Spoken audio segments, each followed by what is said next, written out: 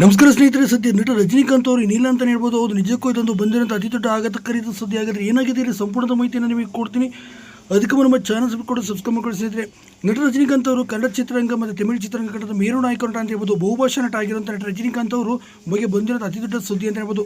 ಈಗಲೂ ಕೂಡ 90 ವರ್ಷ ವಯಸ್ಸಾಗಿದ್ರು ಕೂಡ ಸೂಪರ್ ಡೂಪರ್ ಸಿನಿಮಾಗಳನ್ನು ಈಗಲೂ ಕೂಡ ಆ್ಯಕ್ಷನ್ ಸಿನಿಮಾಗಳನ್ನು ಮಾಡ್ತಿದ್ದಾರೆ. ಇನ್ನೇನು ಜೈಲರ್ 2 ಸಿನಿಮಾ ರಿಲೀಸ್ ಮುಂದಿನ ತಿಂಗಳಲ್ಲಿ ಆಗ್ತದೆ. ಈ ಸಿನಿಮಾ ಸಂದರ್ಭದಲ್ಲಿ ಈವೆಂಟ್ ಒಂದರಲ್ಲಿ ಹೇಳಿದ್ದಾರೆ, ಇದೇ ನನ್ನ ಕೊನೆಯ ಸಿನಿಮಾ ಆಗಿದೆ, ನಾನು ಈಗ ನಿವೃತ್ತಿಯನ್ನು ಘೋಷಣೆ ಮಾಡ್ತಿದ್ದೇನೆ. ನನಗೂ ಕೆಲವೊಂದು ವಯಸ್ಸಾದ ಕಾರ್ಯದಿಂದ ಆ್ಯಕ್ಷನ್ ಸಿನಿಮಾಗಳಲ್ಲಿ ಅಭಿನಯಿಸಲು ಸಾಧ್ಯವಾಗುತ್ತಿಲ್ಲ. ದಯವಿಟ್ಟು ಎಲ್ಲ ಅಭಿಮಾನಿಗಳು ಇದೇ ರೀತಿ ನನ್ನ ಮೇಲೆ ಪ್ರೀತಿ ಇಡಬೇಕು.